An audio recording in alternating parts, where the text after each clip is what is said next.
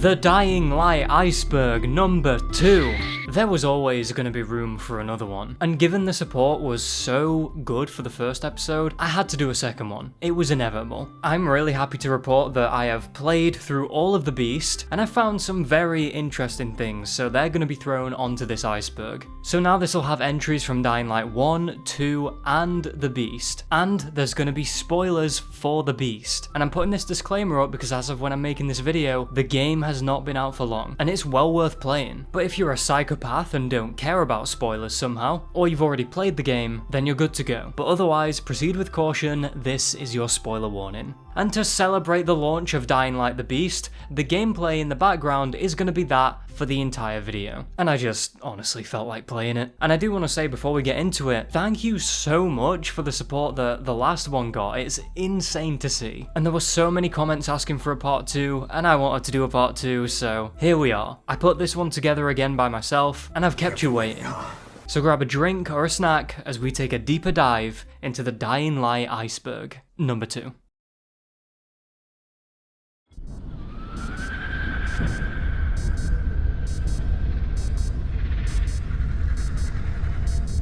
No fall damage. If there's anything I'm really thankful for Dying Light, it's that it taught me that as long as I land on a car when I swan dive off of a 70-story building, I'll be okay, and that parachutes are for cowards. Clownery aside, a staple of this series is the ability to negate all fall damage by landing on either a car or a pile of trash bags, kinda similar to how haystacks would cushion your fall in the Assassin's Creed games. There's also other things you can land on to not shatter your ankles like pottery, such as these cables in Dying Light 1 weirdly enough, grabbing onto a climbable pole, or using someone as a meat cushion with the block charge skill in Dying Light 2. You can also jump off of a building onto a zombie that's on the ground, and you most likely will take damage, but not as much. Bloody ties. It's obvious just by simply watching the trailer that this is the spiritual successor to the Bozak Horde. It's Dying Light 2's first and unfortunately only DLC to come out. The Beast was meant to be the second one, but as you most likely know, it was so ambitious that it exceeded the status of DLC for Dying Light 2 and went on to become its own standalone game. To summarise Bloody Ties, it was a series of trials with an actual story threading it all together. It came out with mixed reception from what I remember, so let me know how you feel about it.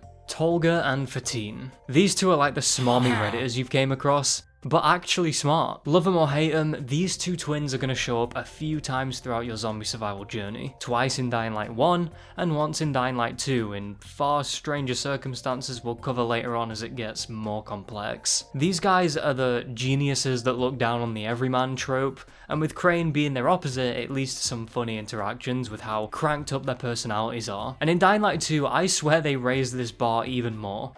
Oh, Tolga, look at him. He won't know what that means. He's a simple soul in need of guidance. And when I say they're geniuses, I mean they've managed to build a rocket during a zombie apocalypse in the countryside. Castor Woods. Castor Woods is where Dying Light the Beast takes place. It's vertical as hell with a small old town in the middle, and it gets more sparse the further out you go. All surrounded by mountains, woods, and medievally or rustic architecture, making parkour here insanely fun. Seems to be based off of Switzerland, and this is also where the Baron has been experimenting on Crane in his lab for years. Tencent acquisition. On the 10th of January 2024, Chinese video game publisher Tencent sealed the deal with Techland, and that's not an innuendo. They managed to get a massive 67% stake in their profits. Talk about hogging all the pie. And ever since this canon event, it's led to some eyebrow-raising changes to how the Dying Light games have approached weapons and outfits. Spoiler alert, it's a lot of microtransactions. Boba the Beaver. This is the mascot of Castor Woods and can be seen all throughout the place, from billboards, posters, a weapon charm, and this cold bed in which I need. Techland, please send me this.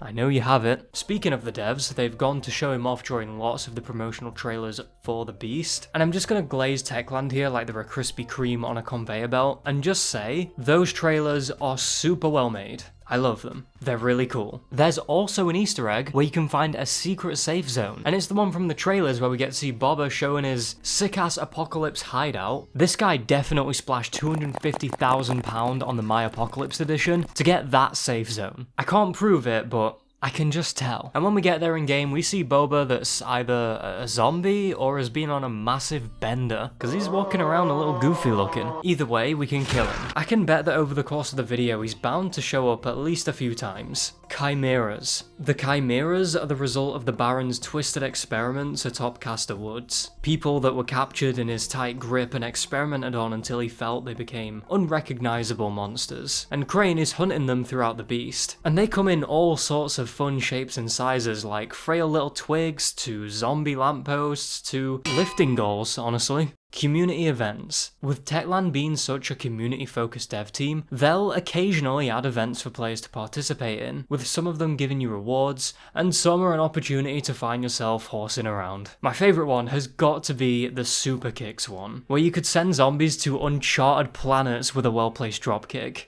The following canon ending confirmed. Finally, after years, we got a confirmation of what actually happened during the many Doomer endings presented to us in the Broom Broom Countryside DLC. And it's... We did a trumpet solo last time, didn't we? Bass solo?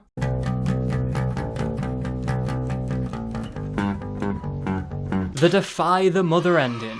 You know, the one we all probably thought it was anyway. I'm just glad we have actual confirmation now, and Crane even goes on to detail this in a secret cutscene you can get by talking to Olivia at the beginning of the game. And you know, it gets pretty dark, mentioning how the virus spread through his body and he was losing his humanity. He was approached by a scientist who said he wanted to help him, as Crane protected him due to his defending nature. And let me just clarify, protected against a huge horde of the undead. But as he's worn out from a battle with the brain biters, falling to his knees, bowing to his dizzying fatigue, that's when he's captured by the Baron's soldiers. He used the scientists as bait to lure Crane out, something he's clearly good at. You could call him a master baiter. Kyle was tortured and experimented on for too long, as they try to push him so he falls over the edge of his mind. Eventually, he escaped, which is what we see in the prologue of the game.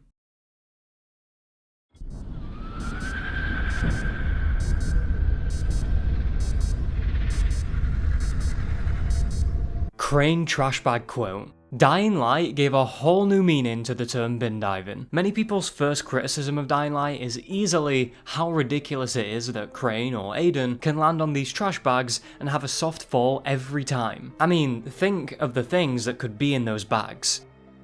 Actually, let's not. Could you imagine if there's a big fuck-off microwave in one of them? Well, Crane in the first game makes a comment about this as some neat meta-humor, where even he knows how cooked he'll be. One day I'm gonna do this and end up landing on a bag of rusty knives, I just know it. Although, to be honest, I'd be more scared of landing on a bag filled with Lego and plugs. That'd make rusty knives feel like they'd tickle. Wardrobe zombie. Sometimes when you're out scavenging for supplies in the first game, there's a small chance when opening a wardrobe that a zombie will be standing in it like a cook. This never stops being scary, as you never fully know when it's coming. Although the first few times are pretty rough, I think it definitely did make someone blast a hole through their chair. I can tell one of you is commenting on your keyboard saying that it never got you, but I know it did. Volatile mutations. I remember when volatiles were just one species back in the base game of 1. They were the apex predators, the prime of a zombie, the strongest version. But since then, they've mutated in so many ways. There's no way these volleys aren't evolving just to not dunk on people. So we see them as we do in the first game. Then in the following, there's volatiles that I referred to as alpha volatiles, not because they're red-pilled and own a money-making course, but because they're bigger and much stronger, with spikes coming out of them, which I've got to assume is for armor and intimidation. So when I played the following for the first time and saw these guys, I was like, okay, this is the height of the volatile evolution. It cannot get any more insane than this. Next, in Dying Light 2, we see them in a similar way, but more bleached, I guess, looking less fleshy and more armored. They probably look at Reiner and think, that's literally me. Then there's the Beast, where, granted, looking much more like the classic ones, but way more beefed up and seem to not necessarily have armor, but way thicker skin in general by the looks of it, and menacing red glowing eyes. There's some outliers, ones that have been made by the Baron, becoming colossal monstrosities, and as far as we can tell, the height of their evolution. As for the boss fight at the end, I don't think that's a volatile in particular, more so, as the Baron even says, a new species entirely.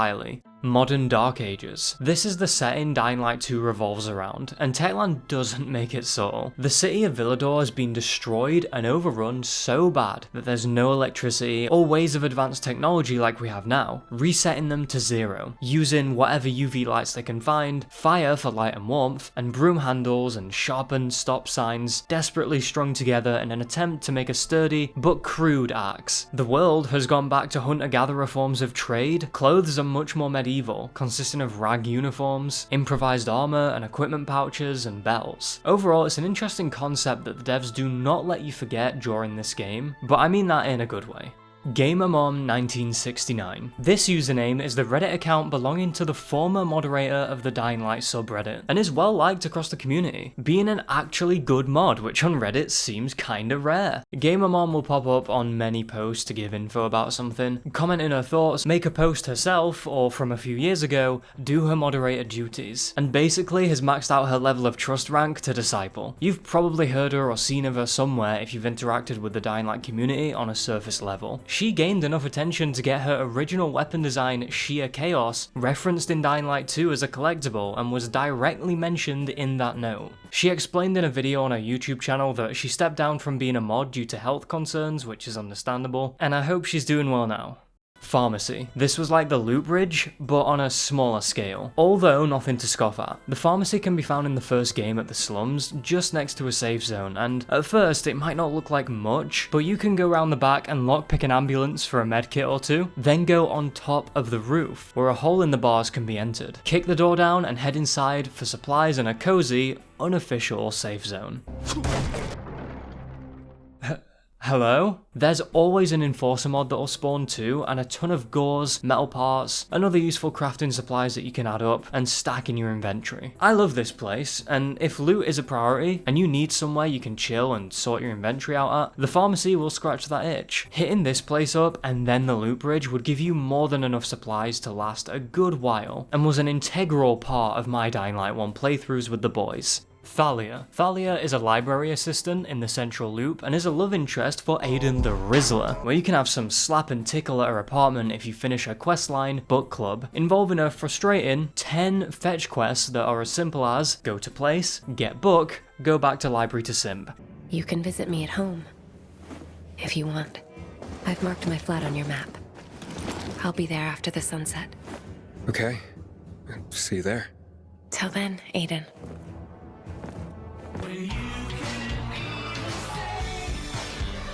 She's pretty down to earth, a stark contrast from Luan's constant aggro. Could you just stop yapping for 5 minutes? And if you do these missions before the drinking section with you, Luan and Ro at the fisheye, when Aiden gets asked if you really are a Rizzler, and you've gotten some pants to ankles action, you can choose to mention Thalia, to which Luan will get jealous because she got outplayed by the English teacher. Have you slept with anyone in Villador? Yes. What? You can't lie. I'm not.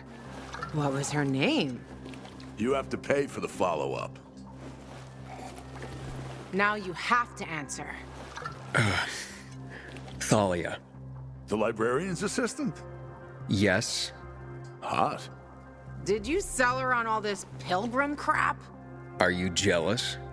You have to answer. No. And maybe a little. Left for Bread Bakery. Just near the pharmacy I mentioned earlier, there's a bakery called Left for Bread, a stupidly obvious reference to one of the most goated lineup of games with the same type of spelling, Left 4 Dead. This goes further though. In the following, there's also a package that can be found during the mailroom mission that says it's supposed to go to the Left 4 Bread Bakery. Aiden's seizures before bed. These were so funny. Another glitch that held up Dying Light 2's rancid launch. This wasn't an intentional choice like Aiden getting punched though, which stayed in the game much longer. This one was very apparent but got fixed fairly quick. The Pilgrim seizures when taking inhibitors were meant to happen, part of the story, but when going to bed, Aiden would sometimes randomly jerk around like he's on a DDR mat, then casually get into bed like nothing happened. What, you don't have seizures before bed? Like I said, it got squished, but for those who played at launch, you'll know how funny this was to randomly get, and I remember there were so many memes going around about it at the time. Blue mist. The infamous blue mist was shown to us in the following, treated by the Mother's Cult as a magical, infected repellent aroma, but it's later revealed to be a chemical used by the military, intended as an experimental vaccine. It got used on a high-ranking colonel's wife, but it didn't help her at all. Instead, it turned her into a sentient volatile, or as we know her, the Mother. She, however, was the end result of the poison. Her cult was using it in a gas form, slowly turning everyone inhaling it into a volatile, just at a snail's pace, to the point where you'd barely notice. It's not stopping you from turning temporarily like antizin, it's slowly twisting the volatile dial inside you. It may act as a sedative to the infected, but only because you're slowly joining their ranks. The specifics of the blue mist are a little iffy though. The question I have is it actually doing something to the zombies to stop them from attacking people? Or is it because survivors are slowly being turned and they temporarily recognize you as one of them? Sort of like the zombie blood camouflage trick, but way more fatal. Crane and Olivia go on to talk about the mist in The Beast, where he directly mentions it and she reveals that her father was the one that developed it.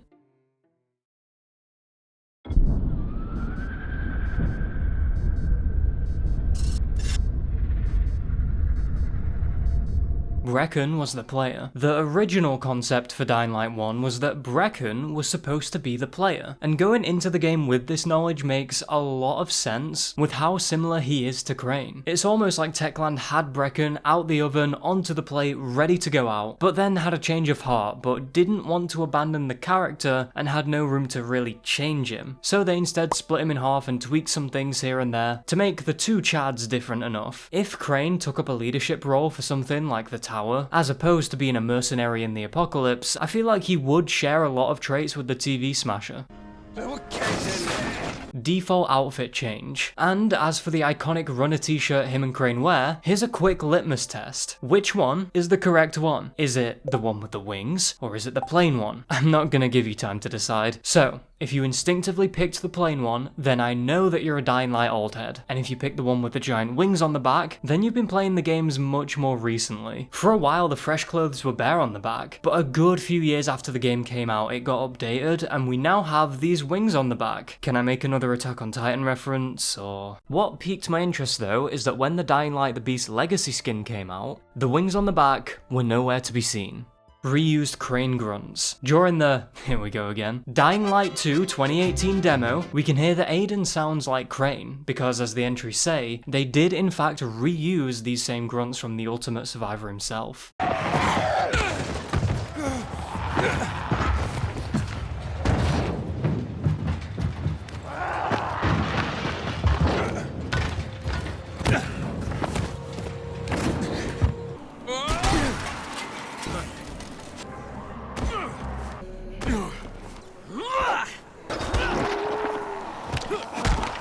This was most likely used as a placeholder until Jonah Scott could do Aiden's sounds. Watch out, infected inside. In the slums you can find a random van with a warning reading, "Watch out, infected inside," crudely written on it. If you don't believe it, lend it an ear, and you'll hear some haunting groans and banging.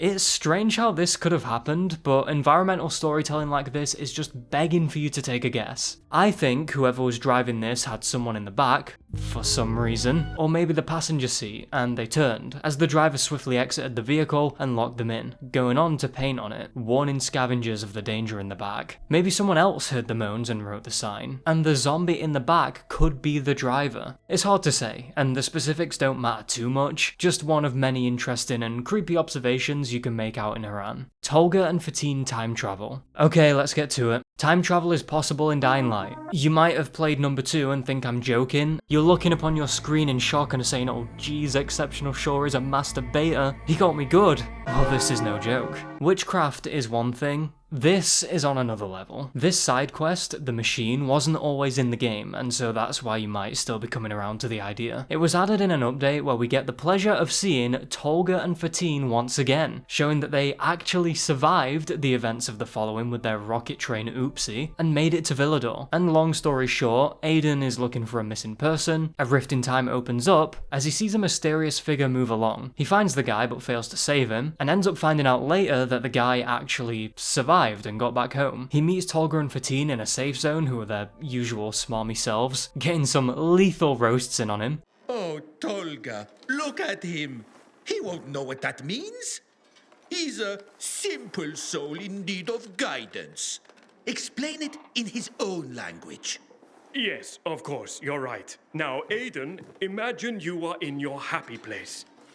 A slightly urine-soaked cardboard box in some filthy alleyway, perhaps. If it's not punches to the face, it's punches to the heart. Guy cannot catch a break. They explain that if Aiden doesn't help the pair and try to collect objects from these time rifts using special time sci-fi boogaloo equipment, the universe will be in danger. After Aiden does his business, hopping through portals and helping mend time gaps, another rift opens up, and out steps that mysterious figure, an alternate version of him, much more rugged and aggressive. Although not downright villainous, he's going for that chaotic neutral alignment. He shoots Fatine and apologizes, taking a device from the machine that seems to power it, as he hops away through a rift. Portal placed.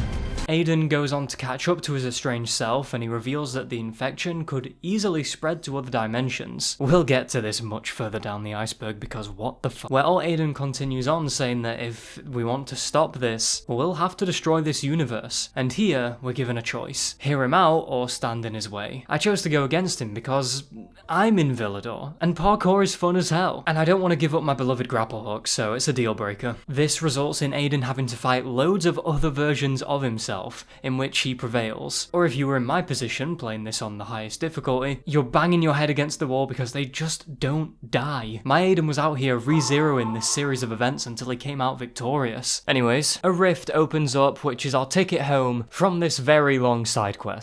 And with the blood of our other selves spilled, we take back that device to help Tolga close the rifts for good. However, when we arrive back to see them, the pair are nowhere in sight. The room lies vacant as though it's never been touched, bare and unassuming. It seems like a part of Aiden slipped into another realm of time, or maybe some other reality, as Tolga says to Fatine that some dumbass has walked through the rift, and then we stay grounded in this reality, with a letter from the duo that has both their writing on, serving as a final goodbye. Somehow, looks like Fatine's alive, and the two have made another grand escape. Hell, maybe they weren't even meant to be in this reality. Whatever the case, Aiden takes a minute to come around, all of this now a clandestine series of strange events.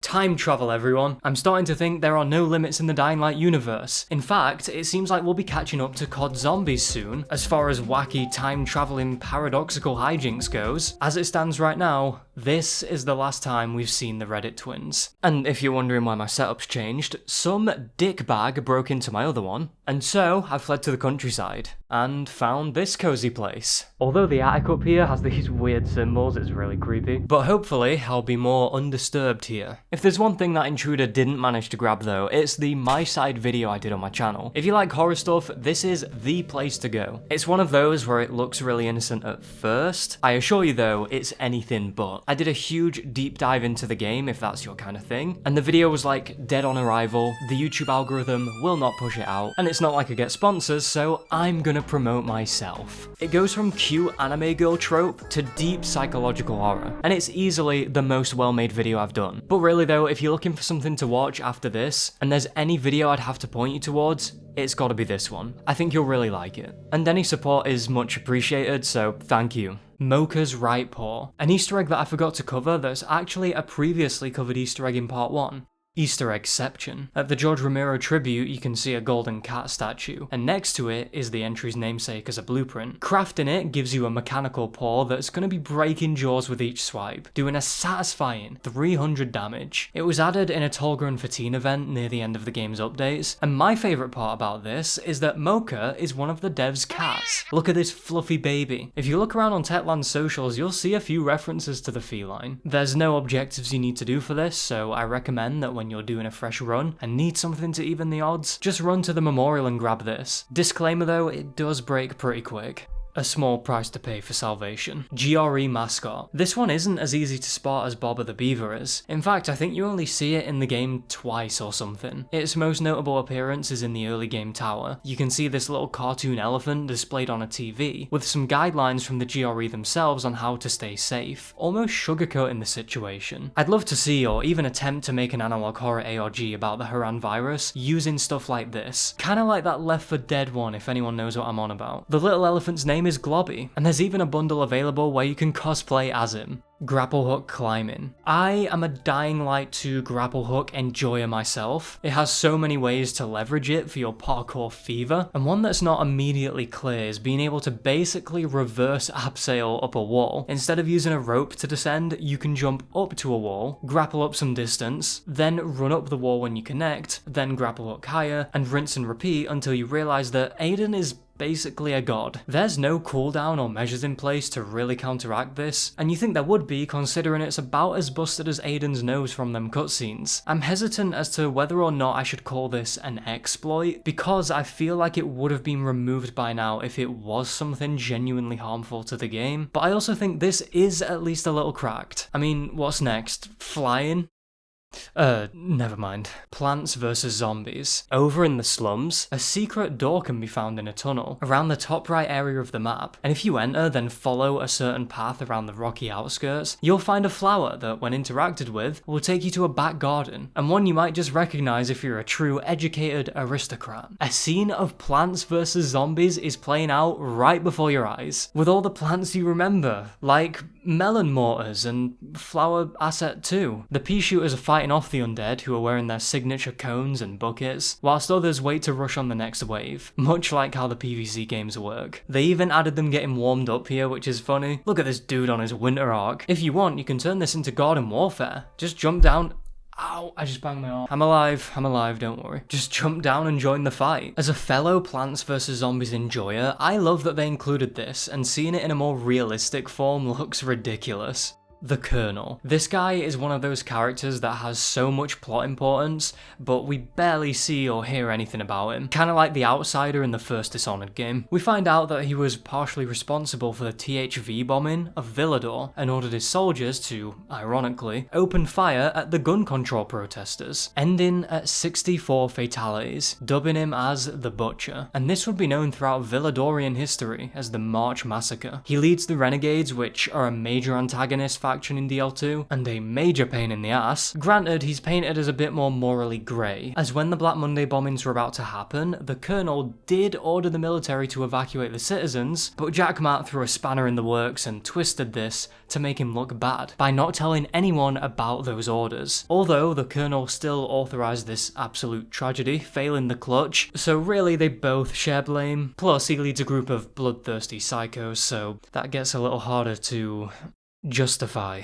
Double zombie grab. On rare occasions when you get your cheeks grabbed by a zombie, or not so rare if you were playing the beast at launch, the zombies there are very intimate. If there's more than one near you, they may join in on the grab, and you'll get this cool rare animation where you have to push both of them off. I've only had this a handful of times, but I love the attention to detail and makes the zombies feel much more overwhelming. What's worse than one person asking if you got games on your phone? 2. Dying Light third person. If you've ever wondered what the Dying Light games look like from a third person perspective, the answer is pretty damn weird. Moak showed this perspective on a video which feels wrong to look at but also kinda cool. And speaking of, Moak's actually watched the first part and commented, which is crazy, so if you're seeing this, hi. Dying Light 1 looks decent, a little janky here and there. Actually no, never mind, Crane's humping a lamppost. Dying Light 2 somehow looks even more cursed. If Crane looked like an odd guy and a lampophile, Aiden's more like a skinwalker from a John Carpenter film, acting like Edgar the Bug from Men in Black. The thing I imagine would run after me upstairs when I turn the lights off. He moves even stiffer than Crane here, like an action figure with rigor mortis. Need I go on? Look at this. He looks like a bat, man. Night Runner Legend, an outfit that you won't see many people with as it requires you to reach max legend level 250 in Dying Light 2. Legend levels weren't always in the game either, so I feel like even less people would want to do another run to get it. The process is an insane grind of sticking your neck out at night for that sacred bonus, and in real life there'd be no nighttime bonus because you're too busy grinding the game. Safe to say, it's not only a badge of dedication for hardcore Dying Light players to sport, but also easily one of the best outfits in the game. Looking like a shadowy assassin with the leather hood, jacket and bandoliers, Aiden looks like he's conquered the Villador outbreak with this drip, which lines up well with it being a max level reward. The fact that you can't really just get your hands on this easily by doing a quest or two adds to the outfit being an aura farm. If you're gonna go for this, be sure to bring a shit bucket, it's gonna be a long road.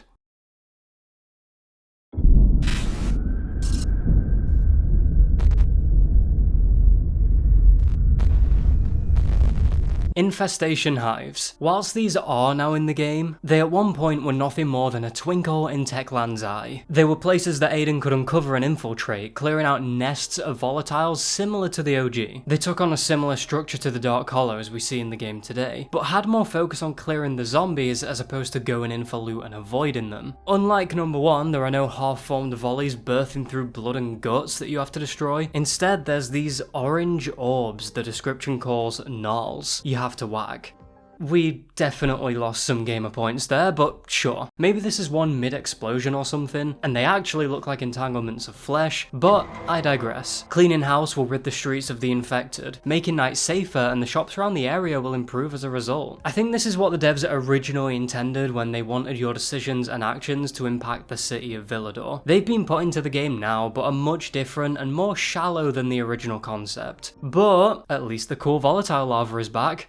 Obtain more loot. Techland decided to take another shot at Destiny with an Easter egg, because when meat's already been grilled on one side, you flip it over and cook it again. This time, Bungie got laughed at for their excessive loot-thirsting gameplay. More specifically, this was a glitch in Destiny 1 involving a cave that garnered some infamy because players would log on and keep killing enemies in the cave for mountains of loot and XP instead of actually playing the game. We can find our own loot cave stowed away in the slums where zombies will begin showing up, along with a message saying, "Your destiny is to build your legend," and get loot. After slaying the maggot attics enough, they'll stop spawning, with a new message saying, "Enough! Patch 1.02 activated. Better do some quests."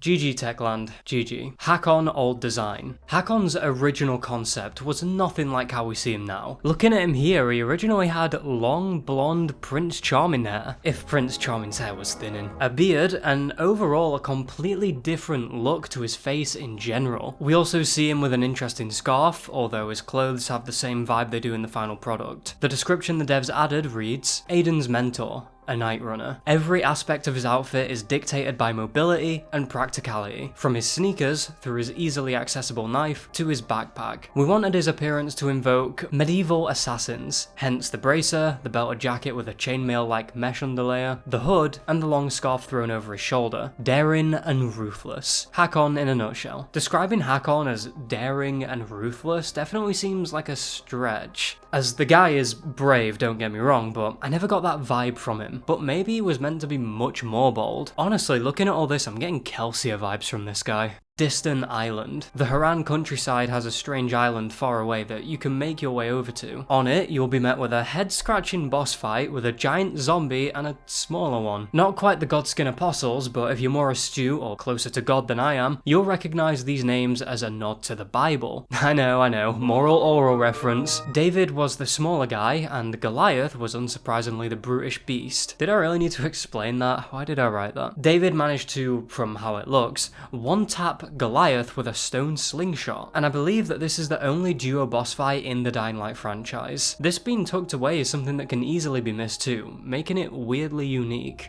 Tolga's Folly. This is the name of an item you can obtain for a quest in the following, and if you've popped to Anywhere But Here Gobblegum on COD Zombies before, you'll have an idea of how this works. Tolga somehow made this little remote that teleports you to a random point on the map when pressed. This never fails to impress my lizard brain. Funnily enough, this being named Tolga's Folly suggests that it's actually a stupid, completely useless invention, which I suppose it kinda is. I'd go into how bewildering it is that Tolga seemingly did this on his own, making a TV remote that can teleport a human, but like, they have built a train rocket, time traveled, and closed interdimensional tears, so fake Bozak. Remember that comical boss fight when you meet the Bozak that looks like the Aldi knockoff version of the real one in the DLC? Too easy.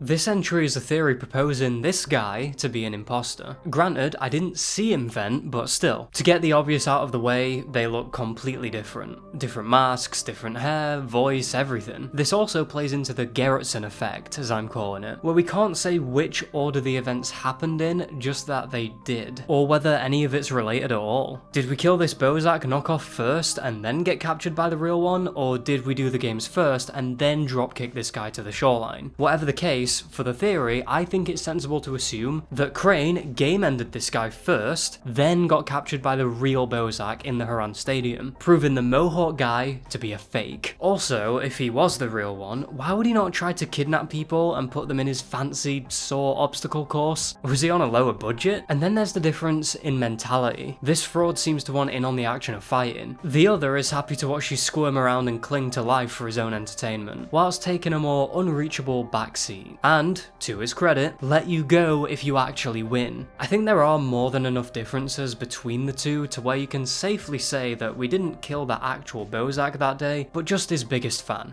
Stories from the Dying City. There's a Dying Light comic with the same name as this entry, which was recently news to me, and if you pre-ordered the Ultimate Edition of Dying Light 2, you actually would have gotten a digital version of this. I did this, hence how I have the outfits and got the beast for free, but I never got this comic book. In fact, I got everything but the charm, the wallpapers, soundtrack, all of that, but for some reason this never got given to me. Regardless, you can buy a physical copy too, and it's set not too far from the events of the second game and involves two survivors that are both from Haran named Dodd and Aisha, as they get involved with a man called the Duke, someone who knew Cal Crane actually, as the two make an attempt to get to Villador. If there's one thing this does well, like most video game comic spin-offs should, is that it further fleshes out the larger world of Dying Light, showing interconnected stories that feel believable, and like there really is much more going on than Aiden Babaden and Sonic the Hedgehog's misadventures. Really makes the world come across as much more lived in, alive, and has more history.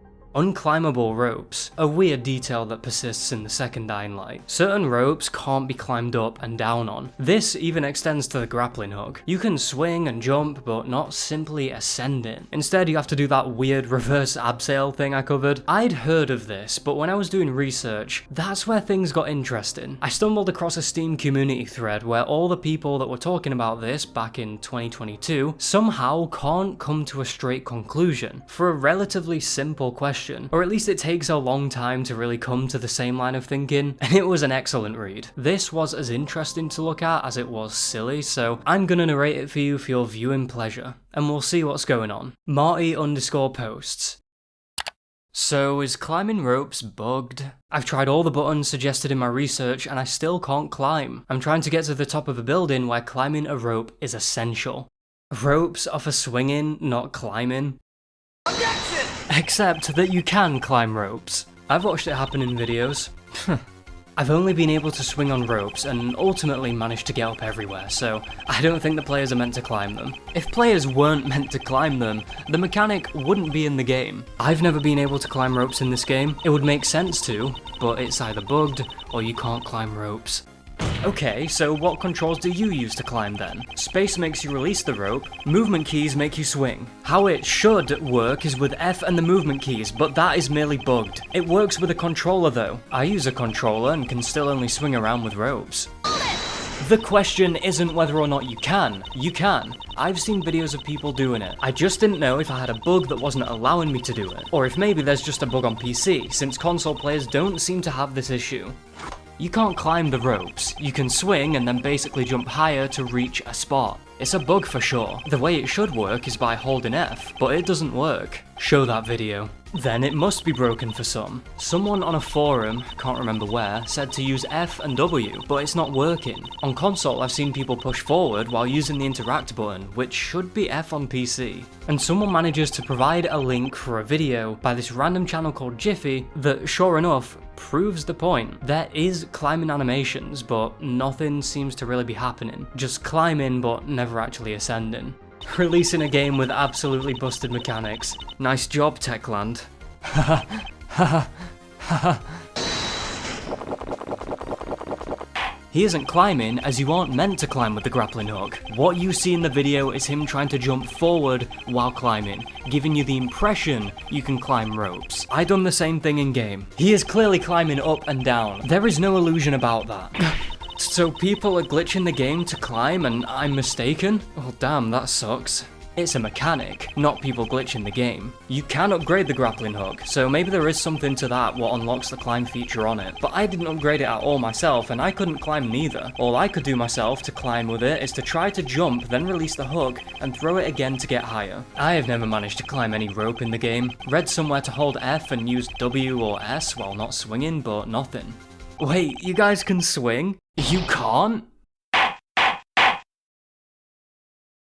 So, as you can see, this was a well of wisdom I drank from. But there we see it in that video. A climbable grappling hook. And after all of this, I was thinking, but I swear I've seen rope climbing before. So I decided to go test it out in 2025 Dying Light. Now that it's all polished up and bug-free. And if that's the case, then it should have been squashed. It's not. I tried it on both keyboard and mouse and controller, using the controls that the forum users suggested, and sure enough, it's not in the game. Or at least to my knowledge. Or it clearly is bugged, leading the video proof seen earlier to be even more mysterious now. Quick update on this one, future exceptional here. It turns out that it's not inherently a bug, it's actually just the fact that it's not bound and you can't bind it in the settings. It's like a hidden control that you have to go into the game's script for and modify, or get a mod and mess around with it to be able to activate it. Jade redesigns. No design that hits perfection like Best Girl's athletic survivory blend is crafted without some redesigns along the way, and she's had quite a lot, all capturing the same vibe but with different executions. My favourites either gotta be this one or this one by a mile, but to be honest, all of them are unique and could have been used for the final product, no problem. Telepathy. So, you know how we discussed the potential telepathic powers we only ever got to see once in the following? Wondering if that was part of the mutations of the virus and how it leads to pondering if it's some supernatural thing and all that? You might want to sit down for this. Techland ripped the wax straight off our balls with this one, and Crane ends up being telepathically contacted by a group of exiled survivors in the Beast. Crane, can you hear me? What the hell? Don't be frightened. I'm not your enemy. I'm a telepath. Jacob asked me to reach out. No. The last time someone talked to me telepathically, it did not go well. Going on to reveal that special cases of humans that are slowly turning into virals are able to communicate with other sentient infected. We got zombies Bluetooth before GTA 6. Mind control. And stay sat down because we got mind control too. This is where the virus powers start feeling dangerously close towards magic, although they aren't. With enough practice and the right enhancements, presumably building off the telepathy, the minds of the mindless can be controlled, and we even see certain non-infected like the Baron get telepathically contacted by Lydia, causing a headache on the same level as trying to listen to sped up TikTok songs. Except to you. You can stay. Can't let the boys know about this one. It seems to be possible by someone like Lydia being able to contact specific areas of a biter's brain. And Annoying Camilo explains this by saying, and I quote, "Your average biter operates strictly on instinct, driven by hunger. Imagine if you could redirect that hunger towards prey of your own choosing." The furthest we've seen this go as of the release of the Beast is managing to basically charm zombies as big and heavily mutated as the Giga Volatiles, and as mentioned earlier, disrupting humans, which is an eyebrow-raising development. So, looks like it's very possible and is only going to keep evolving from here. space cocks. I know this video is being manually verified. That one was allowed, okay? That one was allowed. We're talking about chickens. The last iceberg wasn't the last we saw of the alien chickens, as there's another, albeit more subtle reference to them in the Beast. If you have a keen eye, you'll notice a poster to a sci-fi thriller showing chickens with helmets and robot-like arms scouring around a fiery field underneath their UFO called Spacecock. The flavor text reads, "We thought we were alone in space, and then they came. The Quick Concrete Studio presents Spacecocks from outer space." The most interesting part of this poster though is that right at the top in minuscule text it says, "Based on a true story." Dying Light 2 canon ending. The Dying Light 2 endings are all pretty divisive, and given how there are 8 possible endings that you could get, with a few having drastically different consequences, i.e. Aiden walking out of Villador intact or up in flames, turning around to Luxmax on the residents through the flames, then going it alone, or alternatively being joined by Hakon or Luan, but never Mia as she dies in every ending. We see that in The Beast, Aiden met up with Spike again, and they went to save Crane. Alas, no ending has been unveiled as to what truly took place in Villador, and the true outcome of Aiden's decisions, putting us in a similar position with the following, except with double the potential endings. Minecraft Tunnel. A Castor Woods bridge holds a surprisingly niche Easter egg that I guarantee you only will know from some kind of guide or one of the boys telling you about it. It's simply so obscure and random. This bridge is covered in rubble, and if you go to a particular brick wall and try to run through it like you're fast traveling to Hogwarts, you'll actually enter it, leading you to a wall of familiar looking blocks as you pick away at them, wipe out the zombies, and eventually find a blueprint. Last Hand of Glover, as well as a bunch of gold bars. This is very obviously a Minecraft reference, but what's more is that Last Hand of Glover blueprint, finishing the arsenal of weird hand weapons. This one seems to be a Jujutsu Kaisen reference, or maybe Naruto, using hands to cast spells, with these being pretty explosive.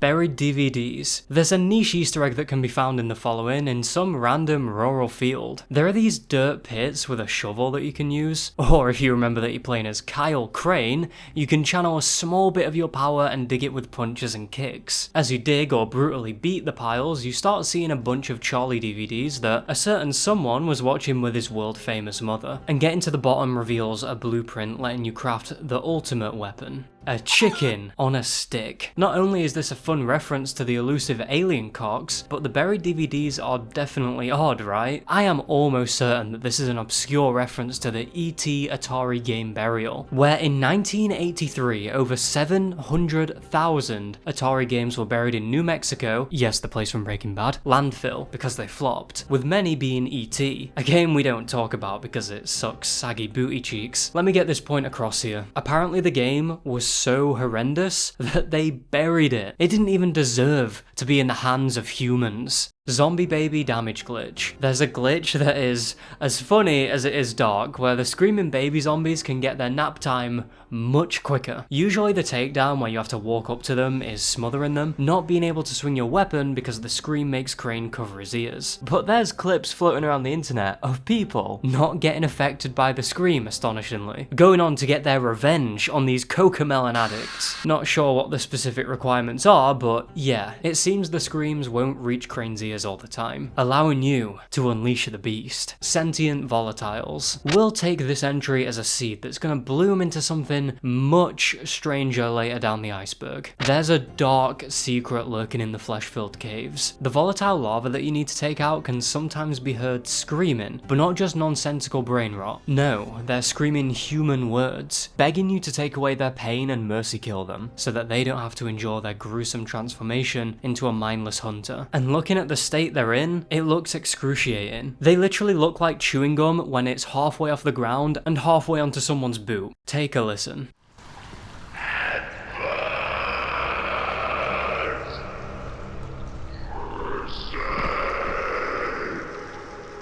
Holy fuck.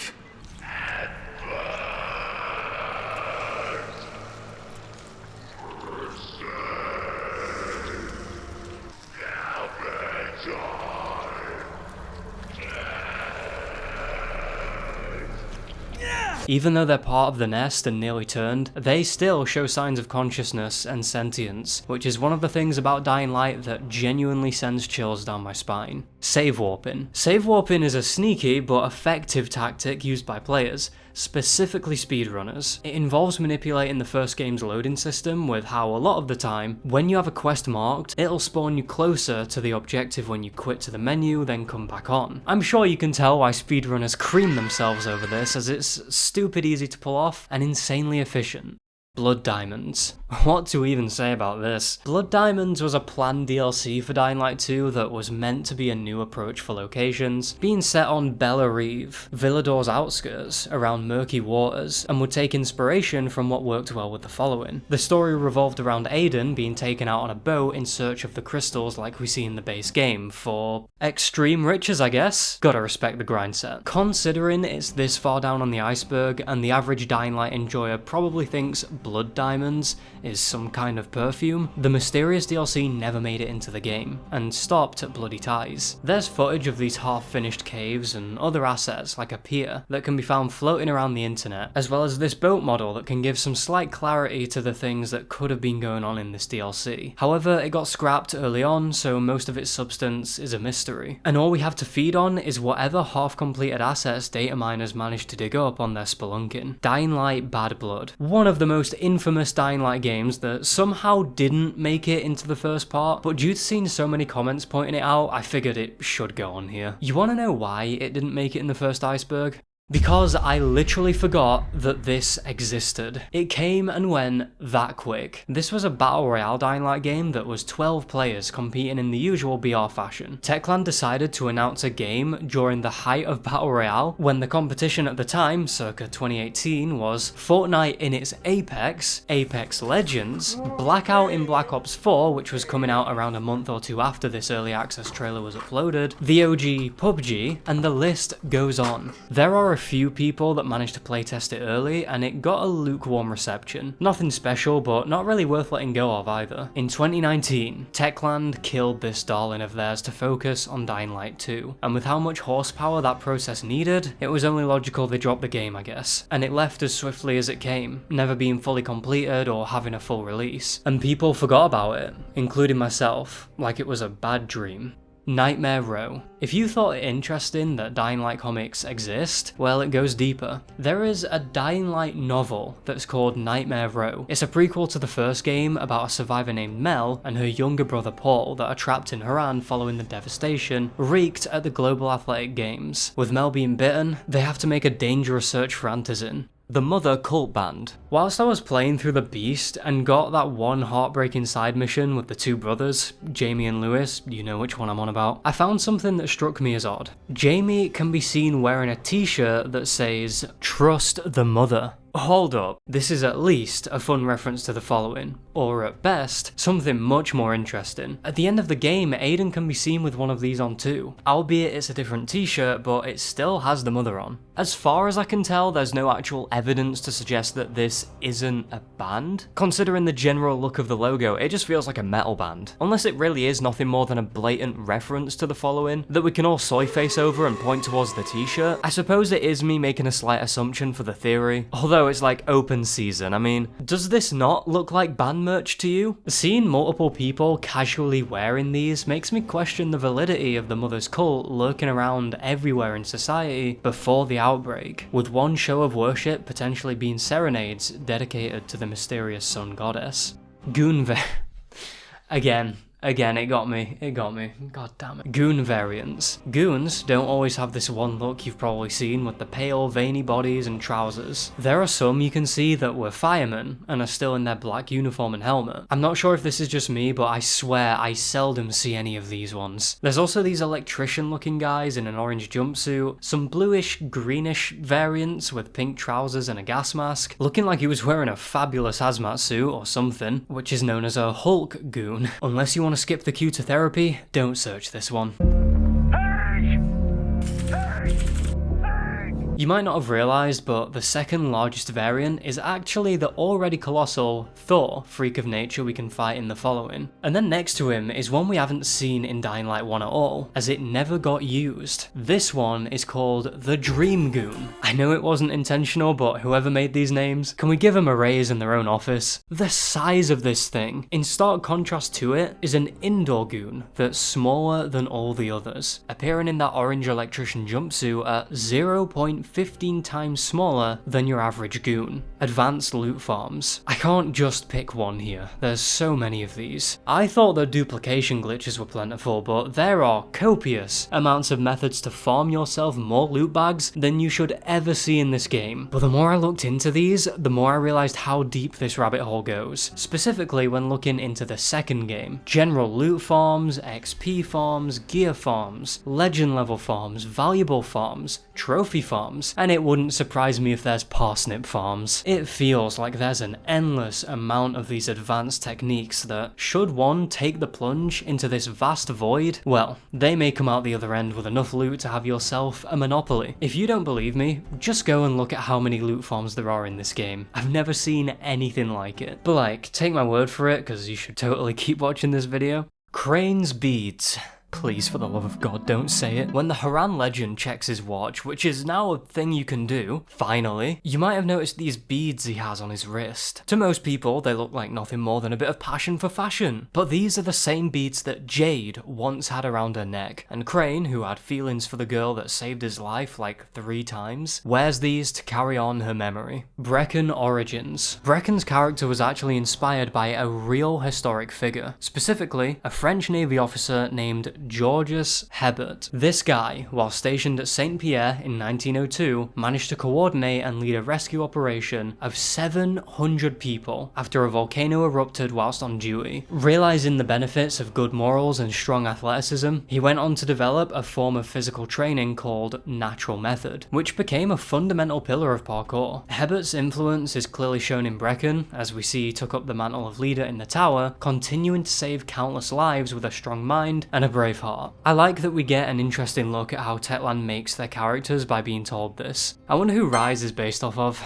Actually, I think I have an idea. Dynamic city lights. The day-night cycle in Dying Light is truly one of the best and most impactful I've ever seen. And if there's one thing I appreciate about the first game, it's the little technical details that put it years ahead of its time. And arguably, the best example is when you go and watch dusk roll in. If you get up somewhere high and gaze outside the quarantine zone you're stuck in, little lights begin to awaken all around the night air. The residents far removed from it, casually flipping on their electronic warmth so far from you. Yet, it looks so comforting, almost as if to feel taunting, but paradoxically tantalizing.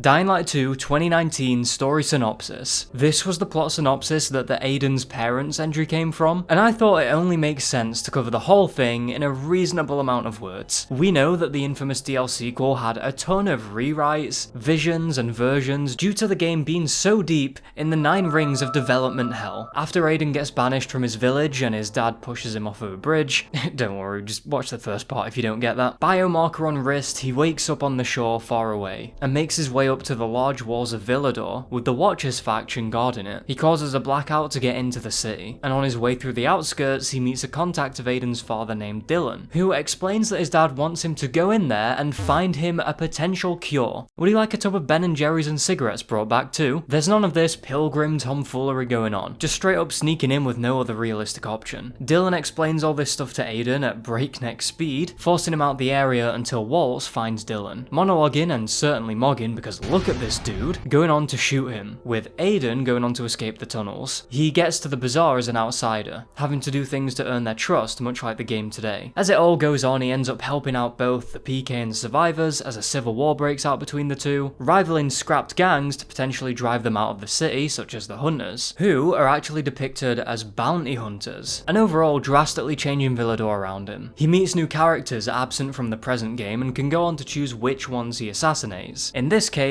between Aitor and Carl, with drastic consequences to whether the PK or the Scrubs another cut faction, take over the Old Town. Aiden could even choose to spare both if he wants. There are so many quests here that I simply can't cover, because it would merit its own entire video. But I think you get the picture. All this ends up at X13, a secret GRE lab secluded in the Dark Woods, where Aiden has the choice to kill Walls, or don't, and whether to release an alpha zombie out in the open, or send his ass back to the lobby, which I'm assuming is some huge zombie being created as a weapon. Releasing it will cause waves of destruction to the city by its hands, and killing it leads to Aiden's mother arriving at X13, and Aiden leaves Villador. What about killing Walls? Aiden's mother? What did it all mean? We'll never know, because according to the document, there are next to no finished files detailing the rest of the ending, leaving it muddled and messy, with predictions being that Aiden can use the alpha to make a cure for himself and leave, or not cure himself and stay.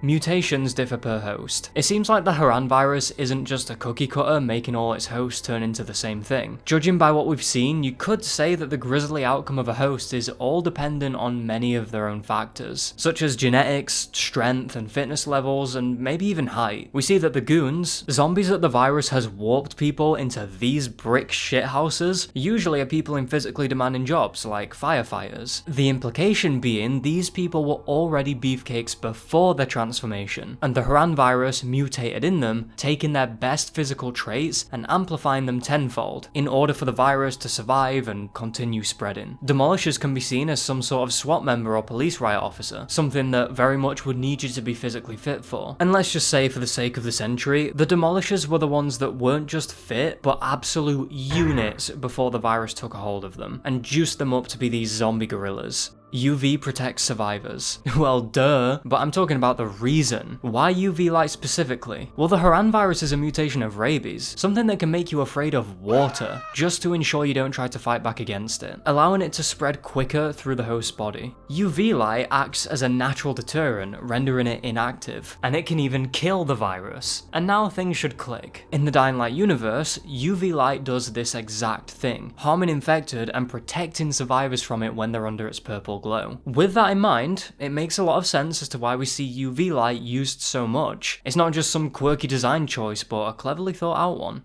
Multiverses. Okay, so earlier I mentioned that we get back to this because although time travel is insane on its own, we're given a cheeky tease towards there being multiverses now in Dying Light. Unfortunately, this remains inherently ambiguous, as I don't see Dying Light 3 being about time traveling and dimension hopping to save alternate Cranes, Jades, and Mias. Techland does this thing where they have silly Easter eggs, and sometimes that's all certain ones are. Goofs, nothing more. But introducing not only time travel being a concept, but also multiverses of all things is a bold move, and there's a chance it might come up again in some way. It gets a bit headfucky when we consider that with such confirmation, was your Dying Light 2 playthrough the canon one? Are we seeing alternate universes playing out where Aiden did this or that in other games? Which string of choices is canon? Or technically, does this mean all of them are? The fact that all of these alternate Aidens can and do exist is proof that the possibilities are endless, difficult to really wrap our heads around, and so all we can do is sit back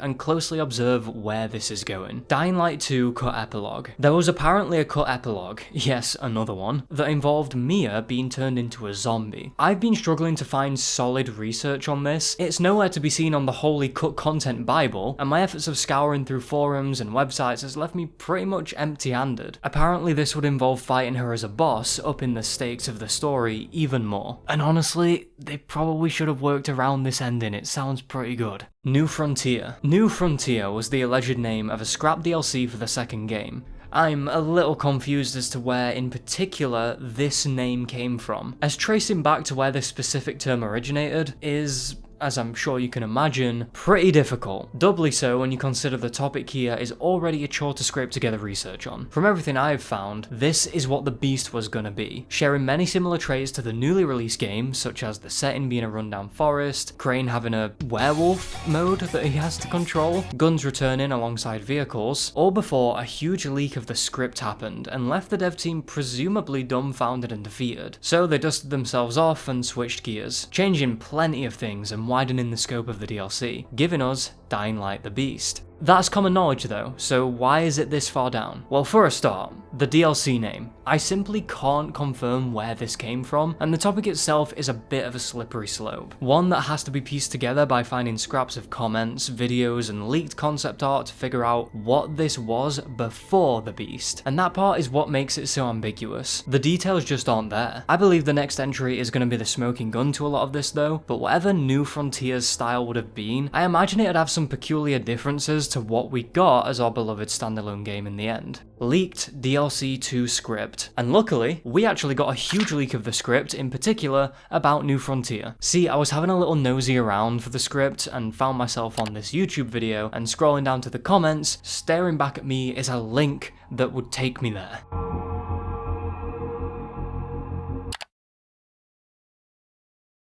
Never mind, I guess. So, although I can't get access to the whole thing, there are reports of it which says it goes like this. And by the way, the Beast players will notice some things. We play as Aiden, meeting up with Spike as we head to a set of coordinates given from an old friend. Spoiler alert, it's Kyle Crane. Whilst the pair advance through the dishevelled woods, Aiden, feeling slightly out of the loop, asks Spike the specifics of what they're looking for. His response is a military plane, something that is, interestingly, a foreign concept to Aiden. He's never seen a plane before. They find GRE soldiers scouting the area as Spike gets unnerved, being reminded of Haran. Eventually, they find the crashed plane. Upon getting swarmed by the meat munchers, Spike is bitten and tells Aiden to go and find Kyle Crane. The pilgrim refuses and takes him to a nearby town where the outsiders are pissed at Aiden, but the sheriff decides to help Spike out, as Aiden goes on his long hunt for Crane from there, getting entangled with other characters and doing little quests around the woods. I'm trying super hard to be concise because I can just tell I'm gonna kick myself when editing this, so I'll skip to the juicy parts. Aiden is planting explosives on a volatile cave, and before he can get out of there, the Beast shows up. The place goes boom,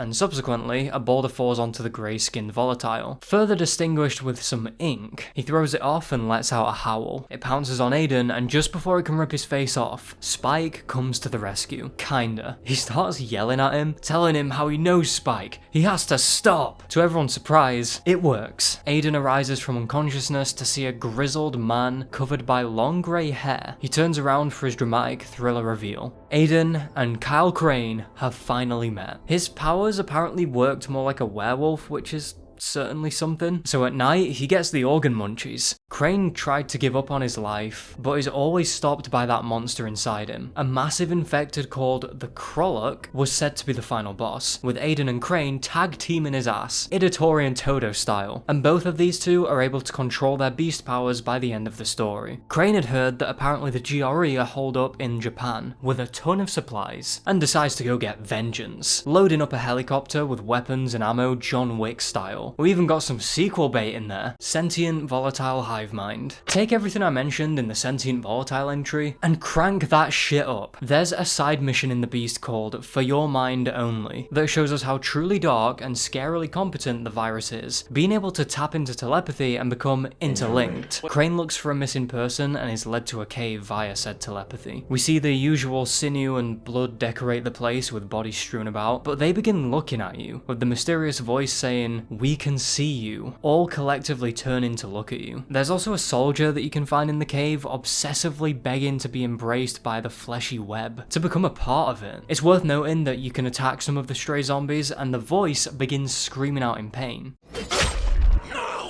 Come on, I didn't hit him that hard. Getting to the heart of it, we see the voice was in fact the nest itself, that enveloped the guy we were looking for, Rick, and seems to be using him to speak with us, keeping him in a similar, albeit less complete state than the volatile lava we saw in the other entry. The hive wants to grow, to take Crane in and feed on him, become a part of it and be stronger overall. This has got to be some of the most horrifying evolution of the virus yet. It is getting intelligent by baiting people in, being spread out across the cave in a meaty mass that almost feels like the cave itself has become an entity that will swallow the Spelunker whole and become another mindless cog in its deep roots.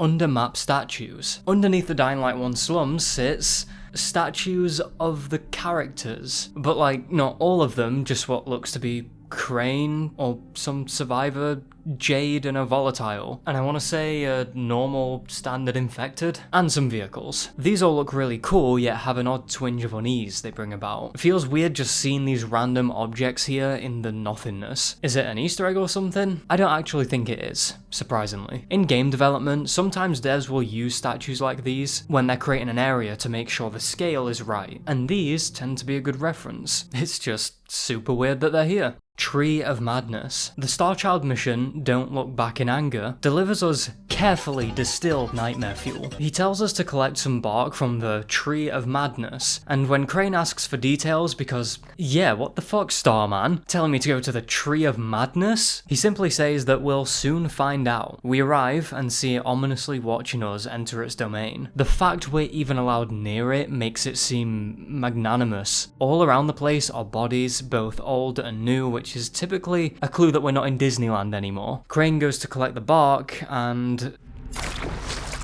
it bleeds. The tree bleeds. The Night Runner recoils back as the tree lets out a scream, waking the undead from their slumber as Crane escapes with some of the tree's flesh. Or you can beast it out on the zombies. There's an ethereal hum that fills the air around it, feeling thick and suffocating. The smoking gun, though, is a witch's sigil that can be found in a skeleton's mouth, with 8 in total around the map, being a clear indicator something sinister took place here. Its description plainly reads, whoa, what's going on? Okay, I was just recording, and my second monitor that I was reading the script from on Google Docs, it decided to see if the afterlife was real and went kaput. The screen pulled an absolute stinker on me and basically turned into a barcode. I am being tested. This contributes nothing to the video, okay, but it's a justified crash out. Anyway, the description reads, a peculiar weathered stone, adorned with crude ancient markings. The symbols seem to intertwine, evoking a sense of binding or entrapment. This relic feels as though it once played a role in casting or invoking powerful curses.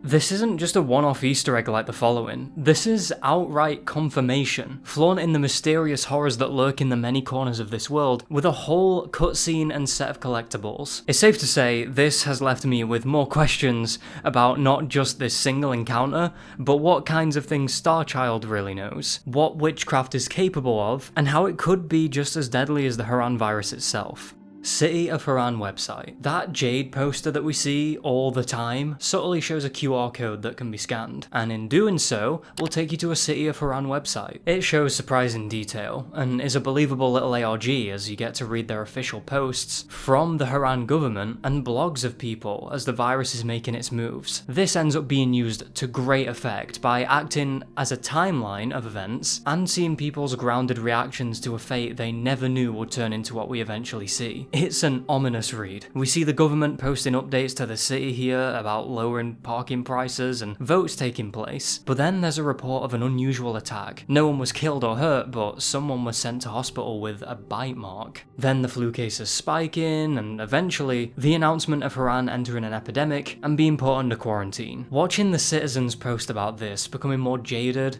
and sinking deeper into despair as it goes on, is pure cinema. Some even use this website as an opportunity to vent or even write their final goodbyes.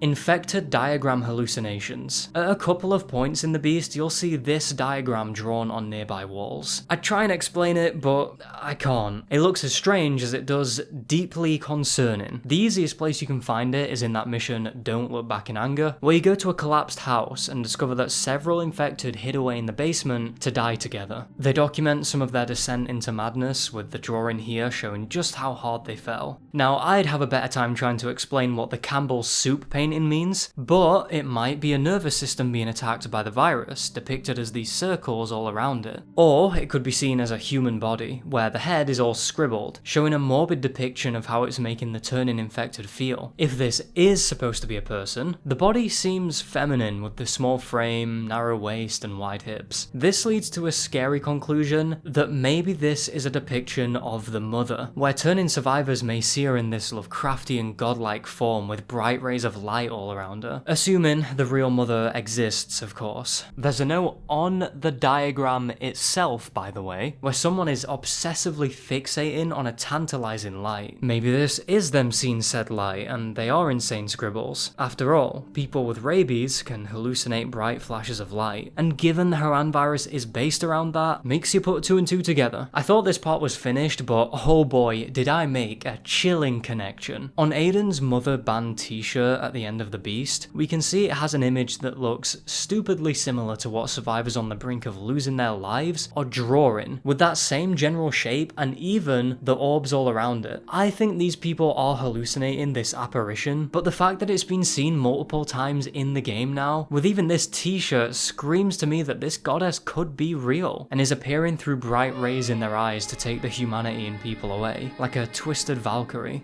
Zombie gigantism. Zombie gigantism is a theory I've made with the intent of trying to demonstrate how in every single game so far, as the virus mutates and evolves, the zombies seem to get bigger and bigger. You've played the games most likely. You've seen this firsthand. I'm not just talking about the normal biter and big strong demolisher. Take into consideration the goon chart, which isn't a degeneracy scale. I mean the one we saw earlier where they don't just grow by a few inches, but instead are getting around double the size of a normal variant. Even the dream version is huge, although it's not supposed to be real, but it's a great example of what could be if the virus keeps going down this road. The freaks of nature further display that normal biters can get bigger, along with every other freak, and this also extends to virals. This is seen in the David and Goliath fight, a massive biter and a bigger than average viral. This trend carries on in Dying Light 2, with demolishers and goons looking even stronger than usual. And then finally, the Beast. Once again, is it just me, or do all of them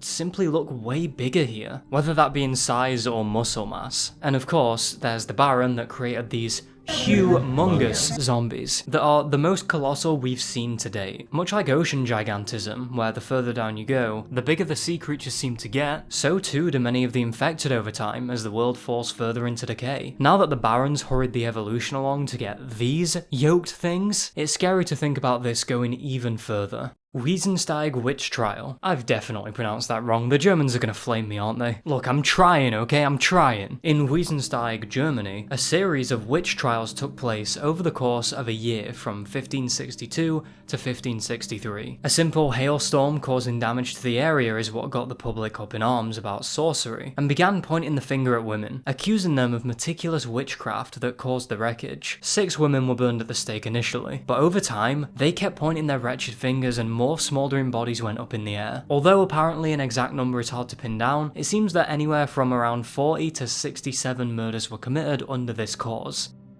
So what was this all about? This is the Dying Light Iceberg number 2, after all. Well, not only did you get a cool history lesson, which is always a dub, but we can find a newspaper hinting towards, and a note in the insane asylum directly referencing this specific event. I double checked this when I first found it, and yeah, it's real. Castor Wood seems heavily inspired from not only Switzerland, but also Germany. And looking at Wiesensteig, it's hard not to draw similarities. I think the implication here is that given everything we found, like the Tree of Madness and all the other insane magic boogaloo we've seen across the Dying Light games, it's enough to confirm that magic, more particularly witchcraft, exists in the world Techland have crafted, and this event was also a thing that happened in the Dying Light world, except the implication is that it actually could have been witchcraft in this one, similar to how Call of Duty Zombies took the whole Nazi conspiracy theory stuff and said that in that universe, they really did invent time travel and work on secret moon bases. Given this is the case, it looks like it could tie into what happened with the Tree of Madness even.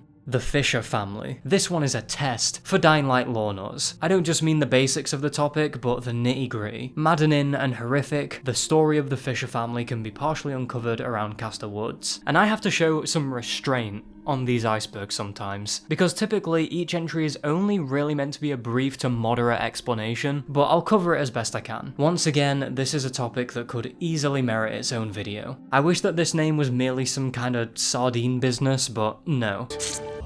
The Fisher family were a wealthy family of aristocrats that date as far back as the Wiesensteig witch trial I discussed. There's a few collectibles in the Beast that name certain members of the family and show that most of them all had one thing in common: their insatiable desire to bend the human condition. They are always yapping about unstoppable progress, and anyone that objects against them may find themselves lost. And this very thing actually happened to Gertrude Fisher. In 1952, when she found out what they were up to in the asylum, and let's just say, they were doing some pretty messed up stuff on patients involuntarily, and was completely against it, she mysteriously went missing after entering the woods. Some of the even juicier stuff you'll have to go hunting for actually links back to those Wiesensteig trials, where not only were the family around during that time, but were intimately connected to it. Heinrich Fischer writes a letter in this fancy ass writing which is unreadable despite it being so fancy. All that pen twirling, and for what? If chicken scratch is what plebs write, then noodle font is what a noble uses. Anyway, Heinrich reveals that those 67 witches that were burned during that year was not an accurate count, because there was one more they didn't report due to wanting all traces of her wiping from the books. Her name was Eleanor Fisher. Heinrich describes her as a witch, but then says that she used a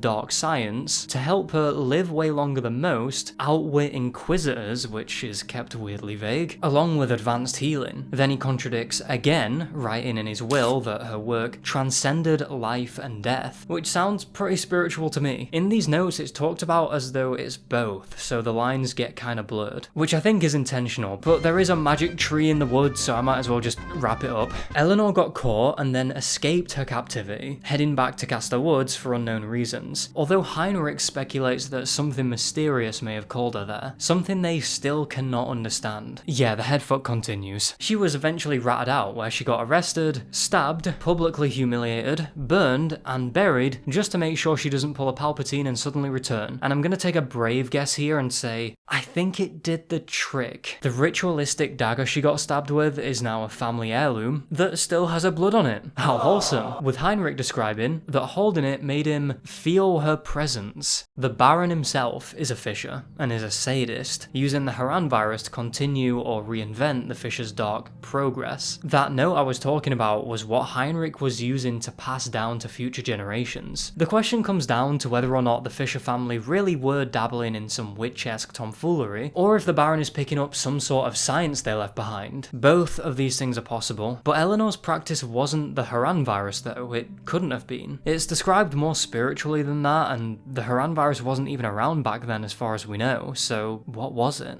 And alas, we encroach on our final entry, Zombie Stalker. Blood Diamonds is a weird DLC idea. Brave, don't get me wrong, but weird. What it opened my eyes to though was the realization that having a DLC centered around diving underwater for crystals and potentially Wind Waker in a boat around without any reason to be scared would be kind of a miss in these zombie games renowned for their horror. Well, there's a cut enemy that was found that would lurk underwater and swim up to you, and all we see of it are these black orbs. Being nowhere near finished, it's known only as the Zombie Stalker, a name which suggests it would slowly but surely make its way up to you, or maybe so fast you don't even realise. Although all we have to go off of are said black orbs, they at least give some things away, like how they move elegantly, clearly being well adjusted down here and are pretty sizable, making them overbearing, especially when you're already underwater. The one thing that I can't figure out is that in the gameplay here we see a bunch of these orbs chained together, moving like one unit, making me wonder if these are supposed to be one zombie serpent or something. There are separate ones which could be more unfinished than the linked ones, but who's to say? Point is, this is all we know about them. No sounds, concept art, nothing. Just these ominous, large black orbs that could be anything. Looks like there's a possibility that below the waves of Villador exists horrid monstrosities that would put many of the surface freaks to absolute shame.